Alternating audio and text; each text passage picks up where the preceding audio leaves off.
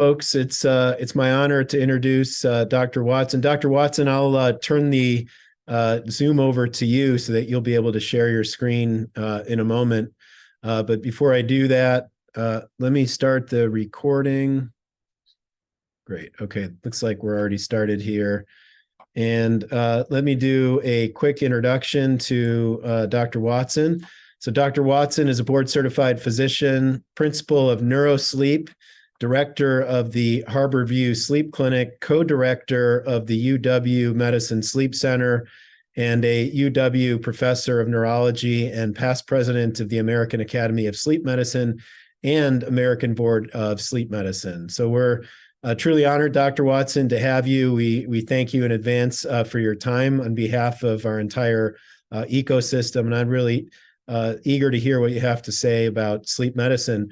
So with that, and feel free to add any other information by way of introduction. I will turn it over to you. So I'm going to, Dr. Watson, I will enable you to share. Great.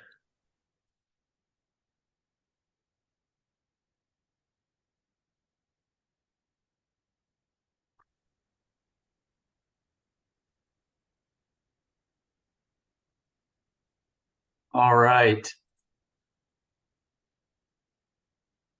Can everyone hear me okay? Are we good here? Let me get my video. All right. Let's see. It's saying I can't start my video because the host has stopped it.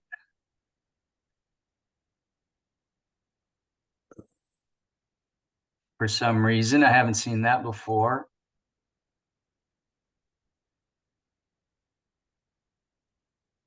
Any ideas how to solve that, or shall I just go on and proceed? Yeah, I think you were able to see your presentation just fine. I see your intro slide, sleep and human longevity, so we should be good. Okay, all right, that's fine. There won't be any video, so sorry about that, folks. But yeah, it's my great pleasure to be here today to speak with you about, I think, a very interesting topic. And it's interesting. The zeitgeist for the longest time has been, I'll sleep when I'm dead, kind of thing. But what we're learning is that, in fact, you sleep to live. And I hope that at the time, at the end of this talk, you'll have a better understanding of why I would make such a bold statement.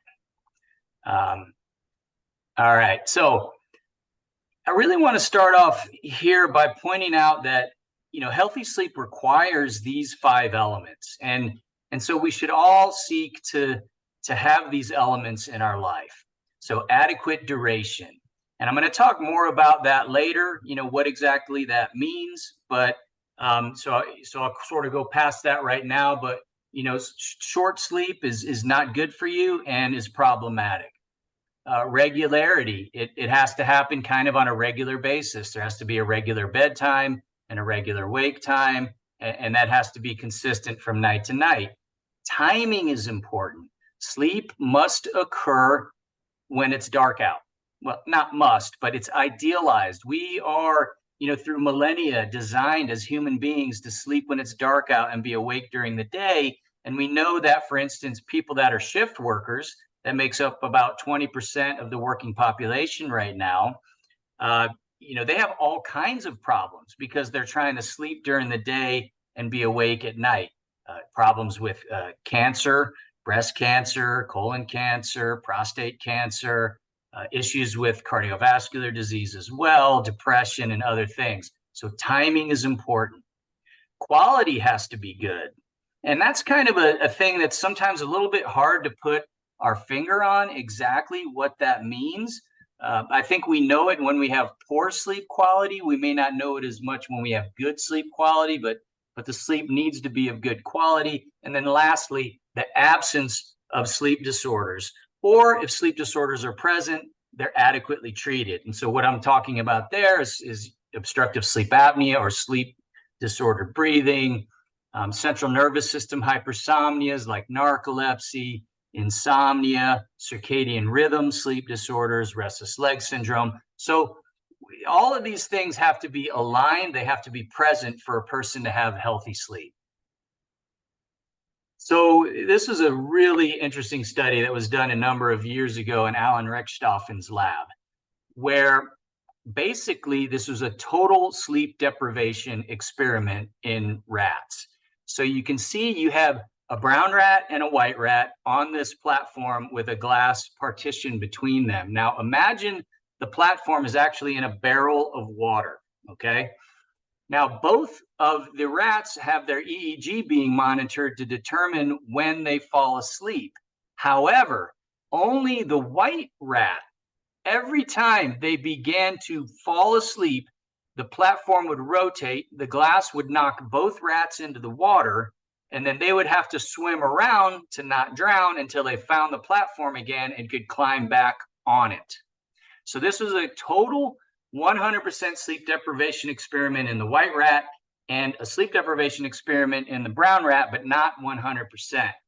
And what you can see is that essentially the totally sleep deprived rat, despite increasing caloric intake dramatically, was losing weight. They were started to lose their hair. They lost the ability to control their body temperature. Their plasma thyroxine levels got out of whack, and ultimately they died after about 4 weeks. The brown rat that was not 100% sleep deprived did survive, and then once it was put back on an ad lib schedule, it went back to normal. The point here is that sleep is absolutely essential to life. Now, and if you don't get it, if at all, at least in this experiment in mammals, it's not compatible with life. So as I go through my talk here, I just want to make sure that the language we speak and some of the things that we need to understand collectively about sleep are present here. So yeah, when we measure sleep, we do it through electrodes that are placed on the head, where we monitor the electroencephalogram or the EEG of the brain. And so sleep is essentially divided up into REM and non-REM sleep. And non-REM sleep is divided into stage N1, N2, and N3. Now, if you look at N1 at the top there, you can see the EEG, that's a low voltage mixed frequency EEG. The eyes are represented in blue, and there's not rapid eye movements. There might be a little bit of slow rolling eye movements, and you can see the chin tone, the EMG, is kind of high. That's going to make up about 5 to 10% of your night, and that's how you're going to enter sleep. If we go to the right and we look at stage N2, you can start to see those fast 14 hertz sleep spindles, and then those big slower waves that represent what we call K complexes. And these are brain phenomena that are associated with N2 sleep. That's going to make up about 50% of your night of sleep. And then lastly, you have stage N3, or not lastly, but from a non-REM perspective, lastly, stage N3, which is these high voltage delta waves, 75 microvolts or higher. They're slow, about 2 hertz or so. And that's going to make up about 15 to 20% of your night's sleep. And then you have REM, which is unique. It's different. It's the stage where dreaming typically occurs, although not all the time. And you can see that in the blue, that deflection is a rapid eye movement that's associated with it. And then also, if you look at the chin tone at the very bottom, that is reduced because our bodies paralyze our skeletal muscles when we're in REM sleep so that we don't act out our dreams. And when we do, that's a disease called REM sleep behavior disorder, which we often see associated with neurodegenerative disease. So these are the stages of sleep, about 80% in non-REM, about 20% in REM. If you look at the non-REM stages, stage N3 is a sleep stage that we preferentially recoup after a period of sleep deprivation. So that, along with the fact that hormonal release is associated with that, suggests in some people that that may be the most important sleep stage, although that is debatable. Here we have something called a hypnogram that we utilize in sleep medicine. At the top is a normal hypnogram, and you see time at the bottom and then wake, REM, N1, N2, N3. And so at the top, you can see in a normal individual, they have consolidated sleep. They enter sleep in non-REM. The majority of the N3 sleep is occurring in the first third of the night. Then if you look at the REM sleep, the majority of that's occurring kind of in the last half to the last third of the night. So this is kind of the natural ultradian rhythm of sleep happening in a healthy individual. By contrast, below that is a patient with a disease called narcolepsy, which is a deficiency of a neuropeptide called orexin in the hypothalamus that causes sleep state instability between wake and sleep. And so you can see here, it's almost like that consolidated sleep got chopped up and spread out over a 24-hour day. And you can also see REM sleep happening earlier in the sleep period than you see in the healthy individual. And so that's a picture of sleep disturbance, of sleep happening during the day when it shouldn't happen and you don't want it to happen necessarily, and not happening as much at night when you do. So when we talk about sleep, we also have to talk about circadian rhythms, because these things are tightly linked. And here's an example, or a one component of what we call the two-process model of sleep.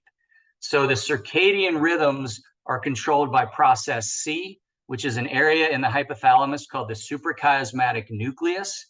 And essentially, what happens here is that light goes into the eye, and it stimulates some cells in the retina that are melanopsin-producing cells. Those cells then stimulate the SCN, which through a multisynaptic connection suppresses melatonin secretion from the pineal gland.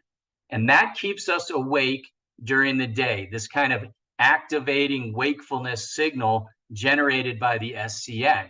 Now, this is entrained to a 24-hour day, mostly by light-dark cycles.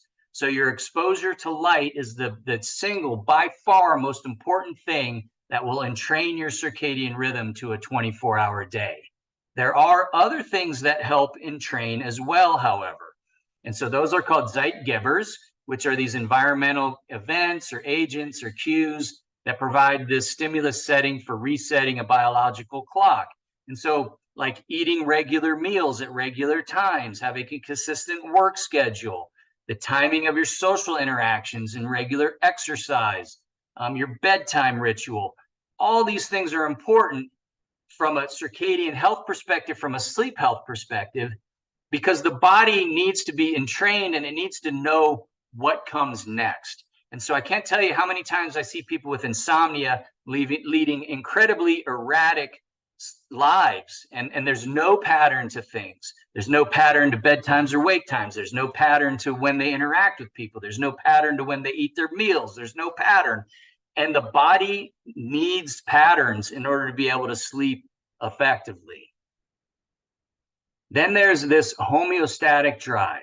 Okay, so on the bottom is that circadian alerting signal, the process C that I just described for you.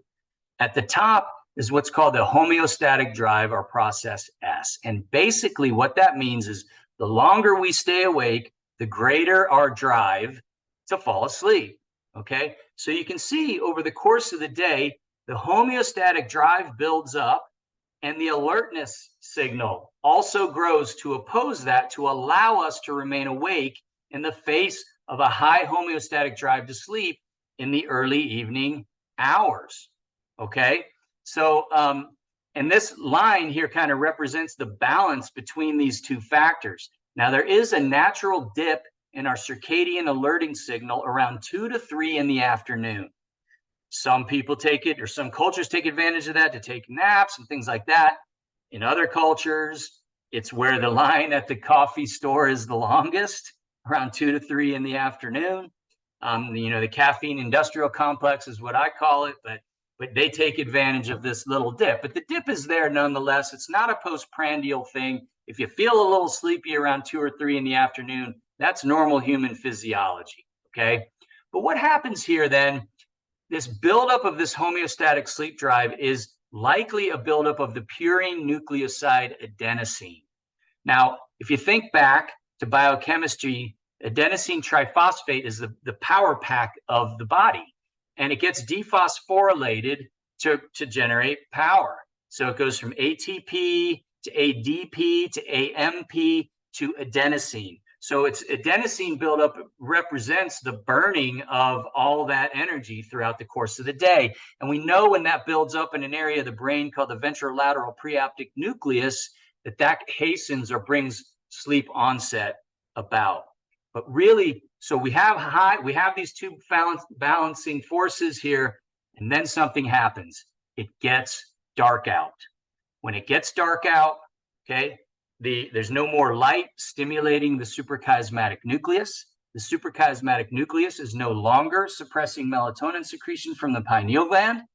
Melatonin is then secreted, which goes out and suppresses the circadian alerting signal, and sleep happens. And that's how we can go from being awake at night to being asleep at night fairly quickly. Then as we sleep, the homeostatic drive is slowly but surely reduced through the process of sleep, and the circadian signal also reduces to allow us to remain asleep. Then when it starts getting light out in the morning, process C comes back on in the face of a low process S, and we wake up and hopefully feel refreshed at that point in time. So that's what's called Borbély's two-process model of sleep. Process C alerting us, process S trying to put us to sleep, light being crucial, melatonin being crucial.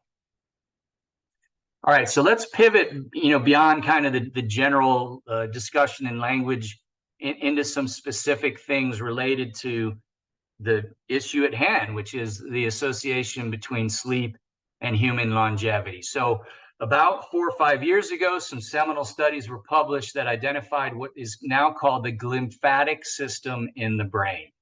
And so here you can see, if we look at, what makes up the volume of the brain inside your skull, you have about 10% of it is blue, that's cerebrospinal fluid.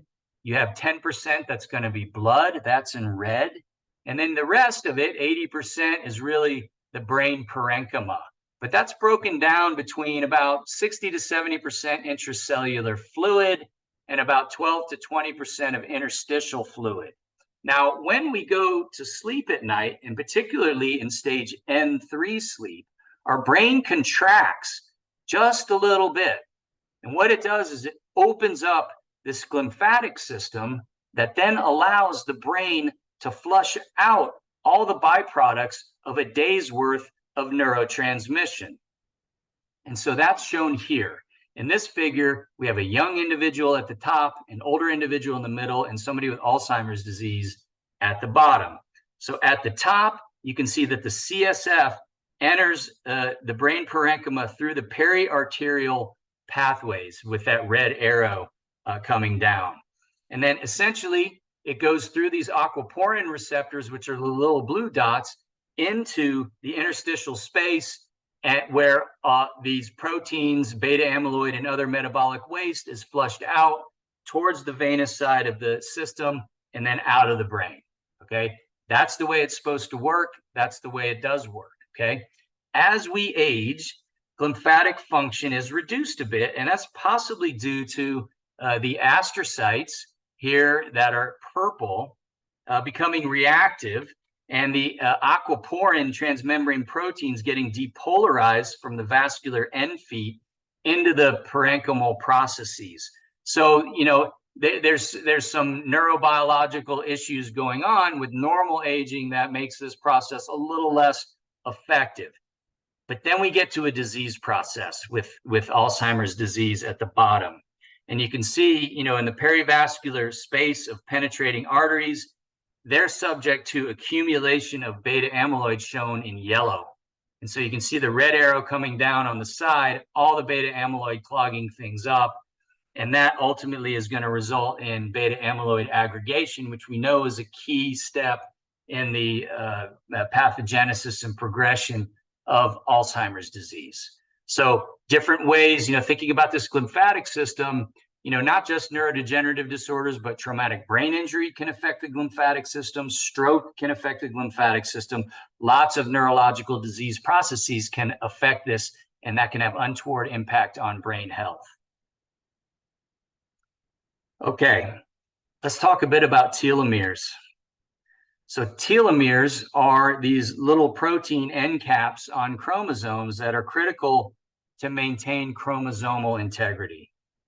So, basically they protect the ends of chromosomes from progressive degradation and ensure that the integrity of the chromosome is maintained.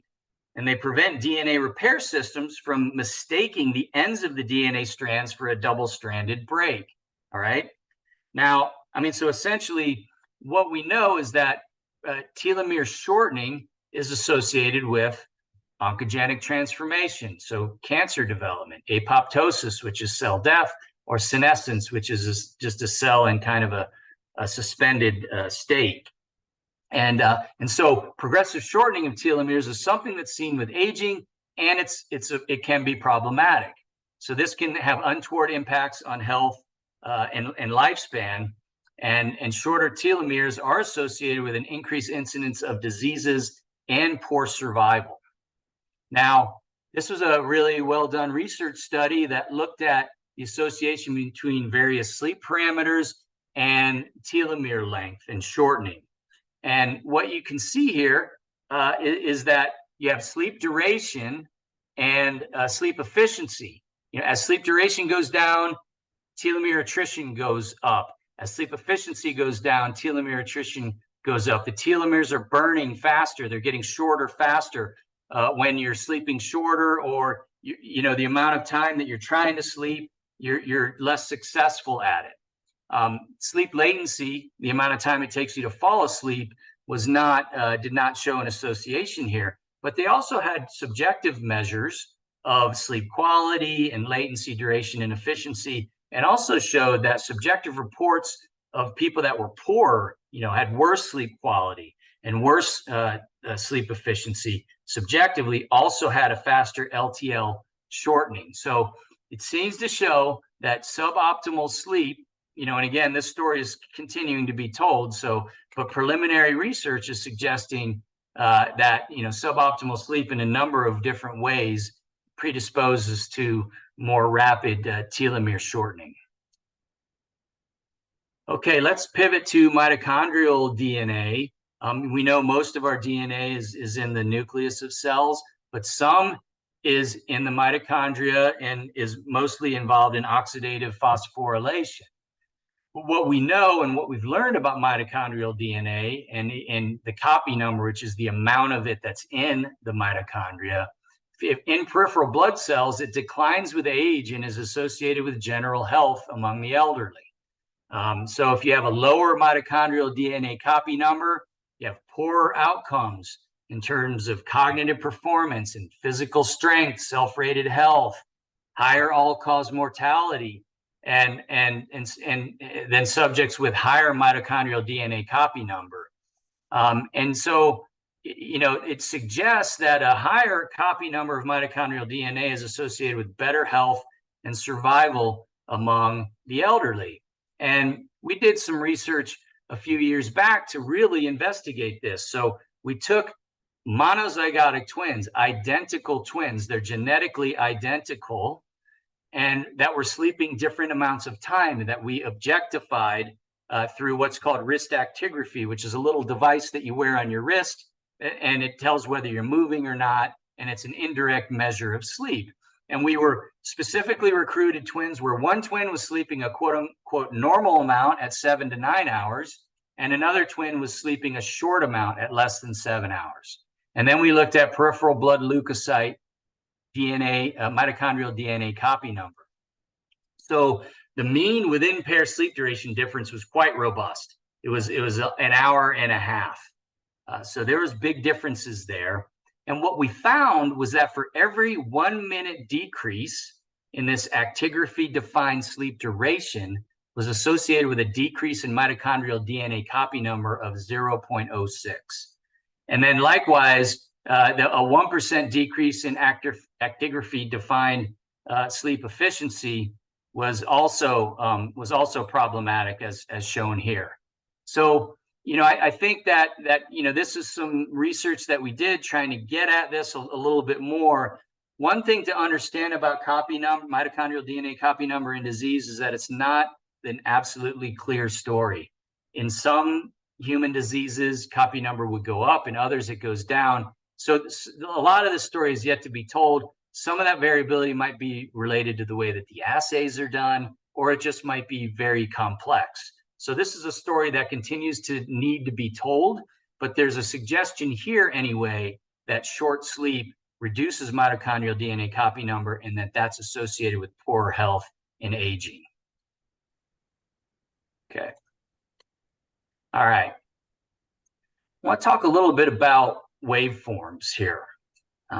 We in this country do up to 25 million sleep-wake EEGs for the purposes of evaluating people for epilepsy or people that have had traumatic brain injuries or neurodegenerative diseases. We do about 4 million polysomnograms, which are overnight sleep studies where we're also collecting waveforms from the brain and we collect the EKG, we collect respiratory waveforms. Waveforms are really everywhere. And for the longest time, we would analyze this data visually just by looking at it. Like sleep is scored in 30-second epochs. And if 50% or more of that 30 seconds there's sleep, that 30 seconds is scored as sleep. Okay. Why, you might say? Well, back before everything was digitized, people ran sleep studies on paper, and the paper that you would flip would collect 30 seconds of data. So there wasn't any real reason behind it. But we're way beyond that now, and we're collecting lots of data. But what we're realizing is that the situation is much like this picture. So I'm in the Seattle area. This looks like a temperate rainforest to me out in the Olympic Peninsula. That might be my perception of this, looking at a sleep EEG with my own two eyes and trying to draw conclusions. Well, what we're learning is that artificial intelligence is allowing us to look at the sleep microarchitecture. And by virtue of that, we see things that have been there the whole time, but we haven't been able to realize. So for instance, in the middle, you can see it looks like there's a panther. There's another big cat on the other side.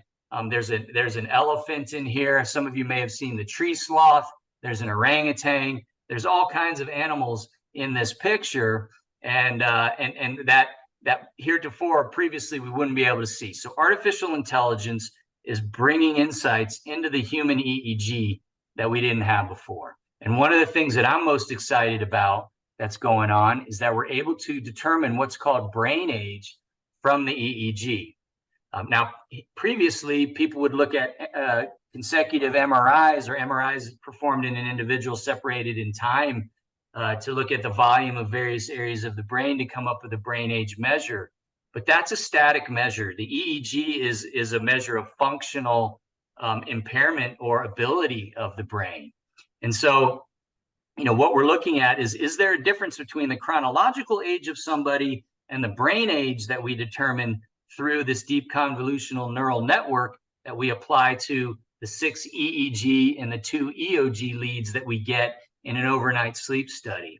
And there is data, the MRI data anyway, showing that the brain age is associated with Alzheimer's disease, schizophrenia, epilepsy, traumatic brain injury, and all the other diseases there that you can read for yourself.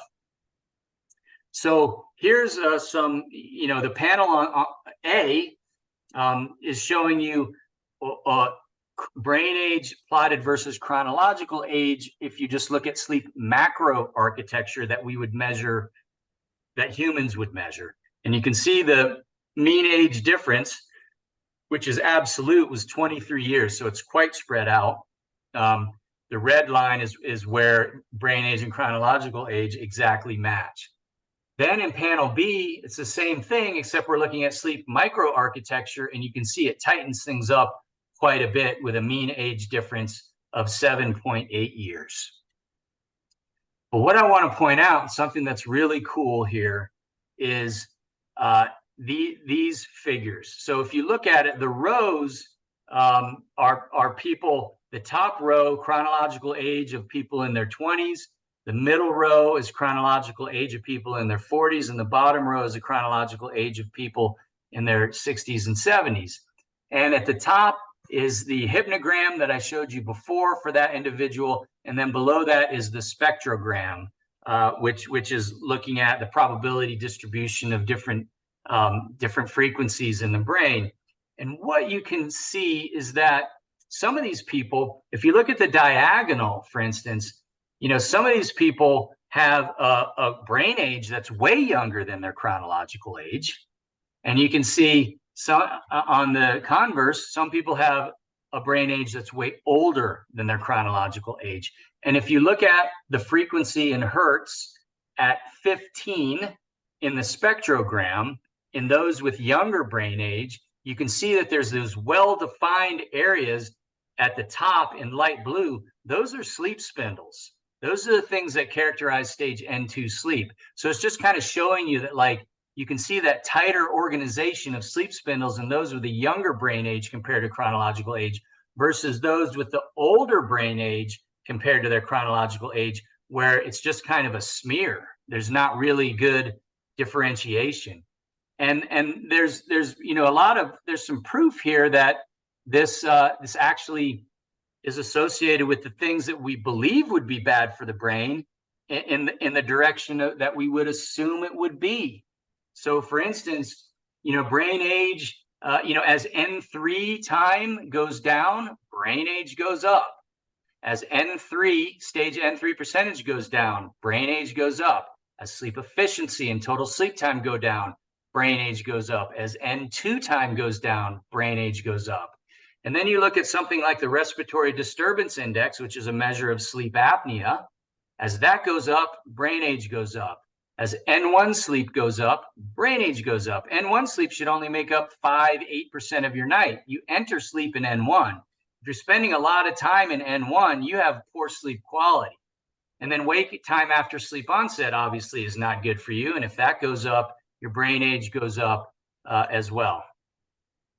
And if we take this one more step further, you can see here in these histograms that if you were looking at depression, diabetes, and hypertension, and the brain age index is on the x-axis and the density is on the y-axis, and you can see the kind of tan color is those that have these diseases, and the green color are those individuals that don't.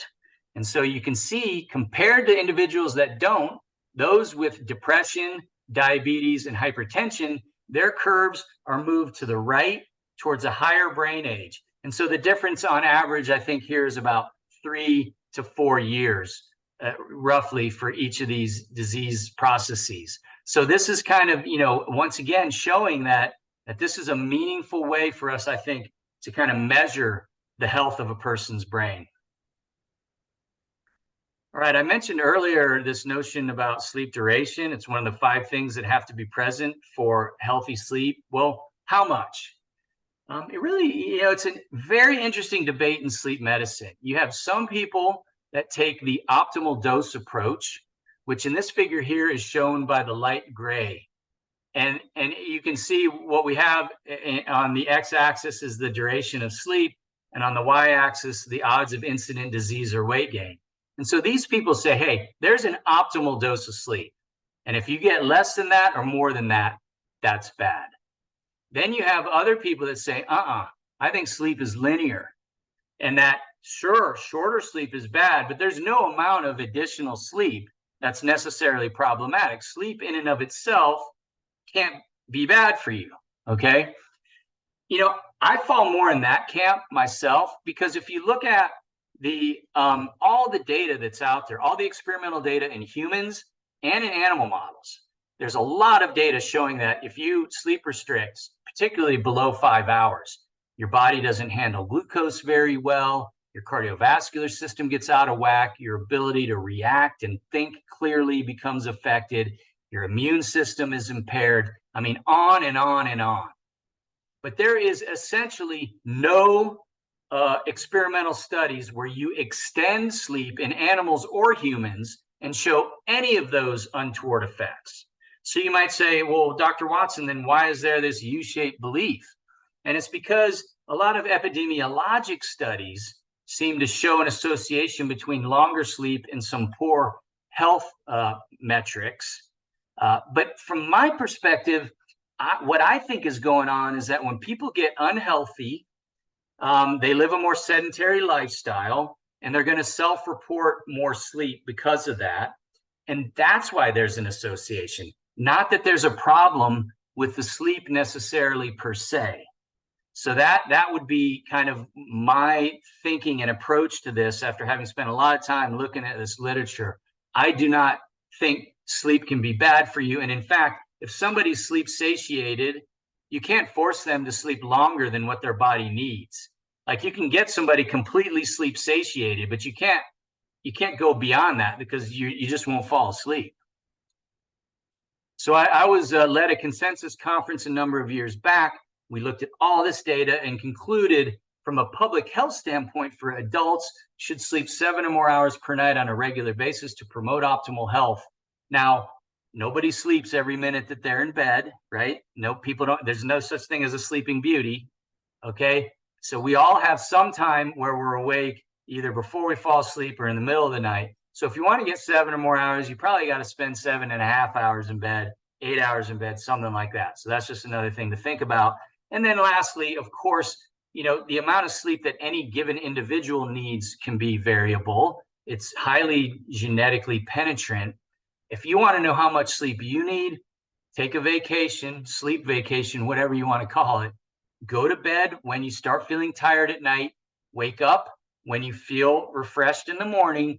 Do that for 2 or 3 weeks. And then whatever that duration is, that's how much sleep your body needs. But in order to do that little mini experiment on yourself, you have to listen to your body. So if your body starts getting drowsy at night, go to bed. And if you in the morning, don't set an alarm, just wake up spontaneously. And that's how you'll learn what your sleep need is. And when we talk about sleep duration, one of the reasons we did this consensus conference was for the CDC to be able to do some research with a lot of the data they collected, including this behavioral risk factor surveillance data. So here you can see this is the percentage of adults who reported greater than or equal to 7 hours of sleep for 24-hour period. So darker colors are better. All right. Look at this.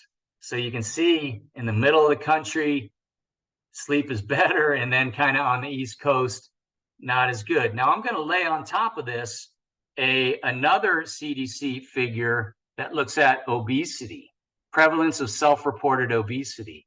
What do you see? You see a lot of the areas where people were sleeping less are the areas that are also obese. Okay. And why is that? Well, did another twin research a number of years ago. This is called a gene environment interaction. And the figure is what kind of tells it all, where we're plotting sleep duration by the proportion of variance in the body mass index.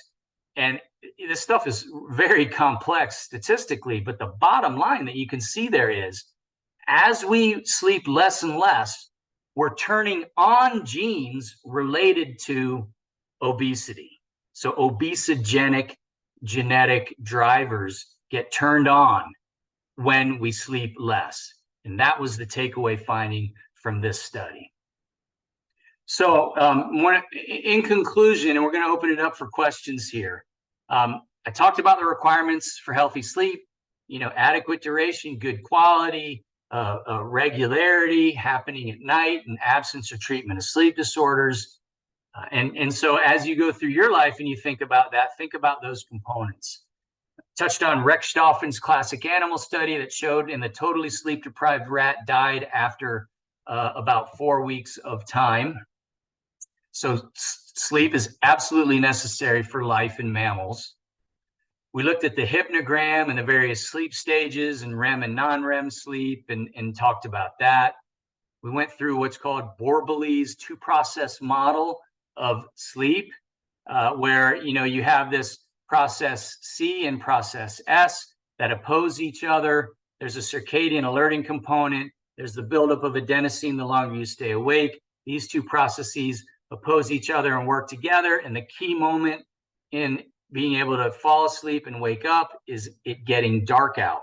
So one piece of advice for people is start to dim the lights in your house as you're starting to go towards later in the evening, towards bedtime. Okay, that's one of those habits that can start getting your body ready for bed and start getting that melatonin secreted. Talked about the importance of the glymphatic system, that it typically gets turned on in N3 sleep. The brain contracts a tiny bit. It opens up, all of these interstitial space pathways where the byproducts of a day of neurotransmission can get flushed out of the brain, including beta amyloid, and that this may be one of the processes involved in neurodegeneration. Talked about the complicated nature of mitochondrial DNA and sleep, but at least in the twin study showing that shorter sleeps associated with reduced copy numbers associated with poorer health in some instances. And then also that, bad or insufficient sleep, reduced sleep duration, low sleep quality can potentially increase the burn rate of telomeres, which can be oncogenic and associated with disease processes. Touched on brain age and sleep and how we're beginning to learn through sleep microarchitecture that we have a robust measure of brain age. And, it's yet to be determined if you change your healthy habits or you treat diseases, if your brain age can recover. And that's something that we're excited to take a look at down the road here. Sleep duration, how much is enough? What happens when too little? Talked a bit about that. 7 or more hours for adults is a general recommendation, but of course, everybody's unique. And I told you how to figure out what your number is.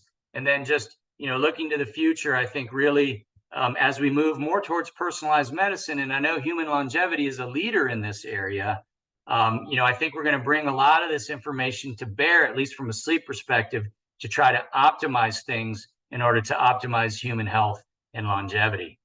And so with that, I appreciate everyone's attention. Although, hold on a second, I do have one more slide here. You might have remembered the Michael Jackson trial. So Michael Jackson died because he was being given propofol, which is a general anesthetic, to ostensibly help him sleep. But, just because your eyes are closed, you're unresponsive, and you're recumbent, doesn't mean that your brain is doing all the things that it needs to do to be asleep.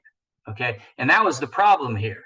Like Michael Jackson could take propofol and then 8 hours would go by, but he wasn't sleeping. Okay. And so I think it's a cautionary tale about using medications off label to hack your sleep. But that being said, of course, for those of you listening to this talk might be going, boy, N3 sleep's sure important in a lot of different ways. What if I took something that would increase N3 sleep? Could that reverse or change some of this? Could that have an impact on aging? And, there are medications out there that can do that. Xyrem, Xywav, and Lumryz, these are all different preparations of sodium oxybate, which is based on gamma hydroxybutyrate, which was a drug of abuse, but is being used to treat narcolepsy. Narcolepsy is that disease where people don't sleep very well and they're very sleepy during the day. And if we have them take this medication at bedtime, they're able to fall asleep and stay asleep. And there's some evidence that N3 sleep increases. So N3 sleep is also when growth hormone is secreted. So from an aging perspective, you might say, that's kind of interesting here. Let's take another look at that. But again, we haven't necessarily proven that the delta waves that you see when you take Xyrem are actually the delta waves that are generated from the brain when someone's having N3 sleep. So we need to understand that better as well if we're going to begin to take a foray into using medications and other things to try to hack our sleep or change our sleep architecture in ways that we think might be beneficial for us. So with that, I'll take your questions, and I really appreciate the opportunity to speak to the group. Dr. Watson, thank you so much. That information is invaluable for our team here and for our clients. I'll go ahead and moderate. We've got, as you might expect, a number of questions, but I'm going to lead off with 2 questions. And actually, we've gotten a couple questions that are similar to this. One is, you mentioned the caffeine industrial complex. Well, we all know that for 30 years, there was a nicotine industrial complex, as sort of a smoking industrial complex. And, even the medical establishment for years bought into that. Smoking's fine, nothing wrong with smoking. And finally, we came around. And then, of course, we still have the alcohol industrial complex. which would have you believe that moderate alcohol is great for everything from cancer to heart disease to maybe sleep to the list goes on. And I think all of the emerging data suggests there's actually probably no safe level of alcohol, that it's actually a neurotoxin, and that probably a lot of the previously ascribed benefits to alcohol have to do with the social interaction effect. If you're someone who likes to have an occasional glass of wine, you're doing it with friends and family, you're being social. Now, that doesn't mean that you shouldn't drink alcohol, but I think we all need to be aware that obviously the previously ascribed benefits are probably not there. My question for you is, the caffeine industrial complex, all of the now ascribed benefits to caffeine, including potentially neuroprotection and Parkinson's and a number of other neurodegenerative disease, all from observational studies.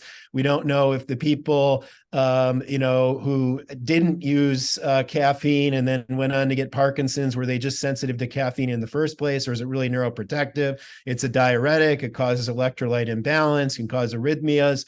What is your take on, caffeine for sleep? Does it help? Is it neutral? Or in all cases, is it unhelpful? Yeah, great question. Thank you for that. I mean, so caffeine is an adenosine antagonist, just getting back to the two process model. So it kind of, fits perfectly into that. I think we accept the ubiquity of caffeine in a sense. I mean, if I was, going to design the perfect sleep environment and lifestyle for somebody, that would not, caffeine would be off the list. Yeah. There's no question about it. For two reasons. One is if it's taken too late in the day, it can cause insomnia. And two is that it masks the effects of sleep deprivation. And the thing about sleep is, in sleep deprivation, the sleepiness you experience is just one of the components of what sleep does for you. But sleep does so much more for you than keep you awake and alert during the day. In other words, there's this ultradian rhythm. There's the importance of the various sleep stages. There's different hormones that are secreted at different time points. It's important for memory encoding and body health. And so, you might sleep deprive yourself and kind of get away with it because you're, constantly drinking coffee throughout the day. But, there's going to be a price to pay in the long run of not getting adequate sleep. And so, caffeine is not a part of any ideal sleep schedule or sleep program that I would design. Yeah. Well, thanks. Yeah, we obviously, I meet with a lot of our clients, and I've come to the conclusion it doesn't mean you shouldn't drink caffeine. Just like, a lot of us, occasional glass of wine is fine. But I think in some ways, I think it probably causes more harm than good. And I think people just have to be aware of that, because I think if you just, sort of believe kind of the press out there, it's great, it's good for everything, it's everywhere, it's in airports, it's it's in all these new energy drinks. But anyway, it's just something to keep in mind. Next question, and then we'll get to some of the other questions from the audience here. And actually, I had a couple of questions about this. You mentioned N1, N2, N3. I, like many of our clients on this call, Oura Ring, Apple Watch, Sleep Score. I use all three, and I've noticed that reliably I get different data from each when I use them from the same night of sleep. So my Apple Watch consistently has a lower amount of calculated deep sleep. Oura Ring is somewhere in the middle, and Sleep Score generally usually much higher amount of deep sleep. So two questions in regards to that. Is this something that your team or your research has noted that these devices may give different sort of scores? And two, this was a question from one of our audience members.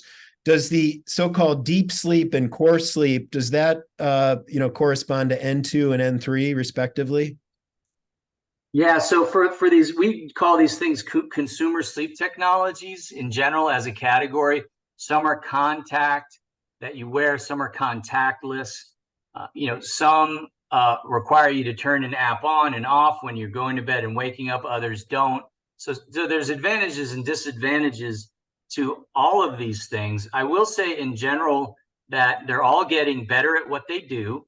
they've all been all, I mean, most of them have been compared to wrist actigraphy, which I mentioned previously that is often used in research, which is an accelerometer worn on the wrist that measures movement. Some of them have a photic. Uh, uh, uh, they can determine whether or not light is on in your environment. Some of them, have other aspects or other functionality, but they're all have some areas that they're more accurate than others. But the biggest challenge is differentiating wake from sleep, actually. Because as you might imagine, if you're, when you first lie down to go to bed, you're recumbent, you're quiet, you're not moving around, and yet you're still awake at that time.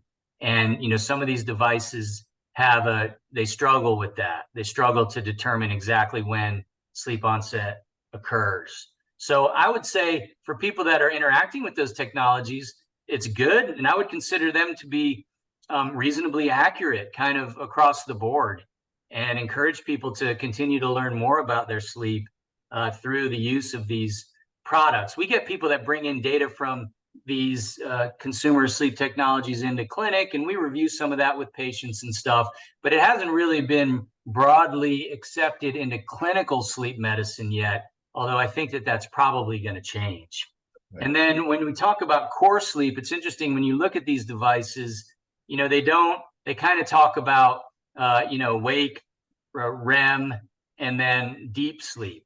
But so they're not typically differentiating between N2 and N3 for these devices. But, for the purposes of sleep laboratory, we do.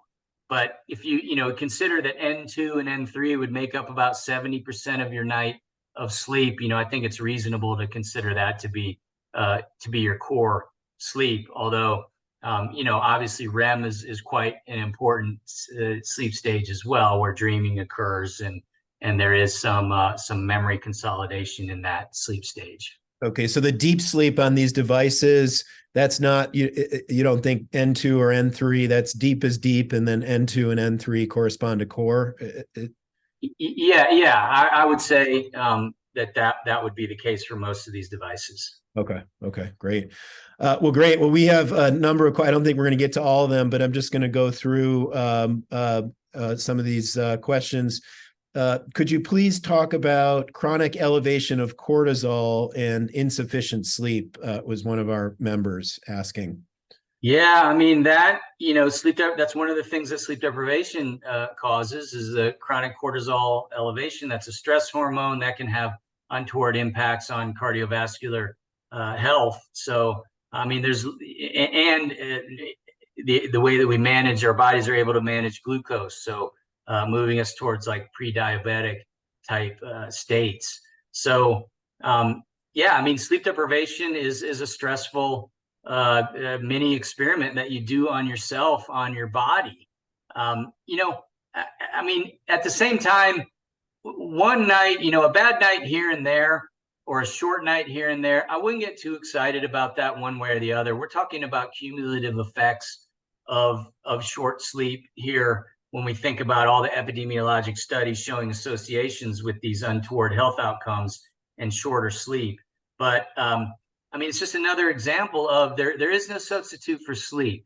I mean, caffeine or wake promoting agents or stimulants, can kind of substitute for the regenerative, cognitive, perhaps, benefits of sleep. But all the other things that sleep does for your brain and your body are just going to be lost along the way.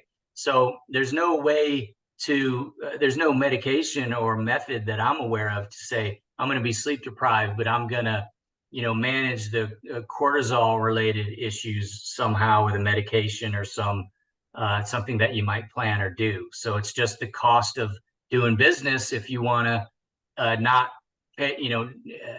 listen to your body and not respect the physiologic imperative that we spend a third of our life sleeping, and you can't cheat the sleep banker on that. They're keeping a close tally. Right. Great. Not surprisingly, we got actually multiple questions about melatonin, both as a sort of regular sleep aid and also as a travel aid to be used only occasionally. Yeah, melatonin, in sleep medicine, it's mostly used and thought to be effective to treat what we call circadian rhythm sleep disorders. So these are people, for instance, that may have delayed sleep phase syndrome, where they naturally desire a much later bedtime and wake time than is kind of socially appropriate as far as typical work schedules are concerned. And so in those individuals, we would often advance their sleep schedule by exposing them to light in the morning and melatonin a couple of hours before intended bedtime at night. When you think about melatonin as a soporific agent, or to take it as a sedative hypnotic, there's some people feel that it helps them, others it doesn't have much of an effect. There's a lot of debate about when to take it. I mean, in generally speaking, when we use it from a circadian perspective, we give it hours before intended bedtime, and most of the time that probably is how it should be taken, even if you're using it to try to help you to fall asleep. um, One thing about melatonin is, first of all, it's not FDA approved for anything, so you're never absolutely certain, how much melatonin you're getting in any preparation that you might buy over the counter. But what we know is that people need, if they take melatonin to try to help them fall asleep or for circadian issues, you don't need anywhere near as much as what most people take. 1 milligram should be plenty. We see people taking 5, 10 milligrams of it, and it's unnecessary in generally speaking when you look at the literature. So, I think that there are instances where melatonin can be helpful, where it can help facilitate sleep in some individuals. That the data is a little bit all over the place, but I do know I've had many patients feel that it really does help them. So in those instances, go for it, but I'd go with 1 milligram, and I'd probably take it a couple hours before my intended bedtime. Great. Well, a few more questions here. I think we're slated till 5. We might go a little bit over. Dr. Watson, are you able to go 5 minutes over, or? Yeah, sure. Okay, great. Just a couple more questions. A couple questions about this. The correlation you showed between obesity and minimal sleep and other neurodegenerative diseases. How strong is the data that those are causative rather than sort of associations? Maybe you could comment on that. Yes, thank you for that question. For obesity, it's we got good data. So we know that when you sleep, there's two key hormones in your body. There's a gut-derived hormone called ghrelin that tells you you're hungry, and there's a fat-derived hormone called leptin that tells you you're full. And we know that when people sleep deprive themselves, they become leptin resistant, and ghrelin levels are impacted as well. And people crave high-fat, high-carbohydrate type comfort foods on top of it all.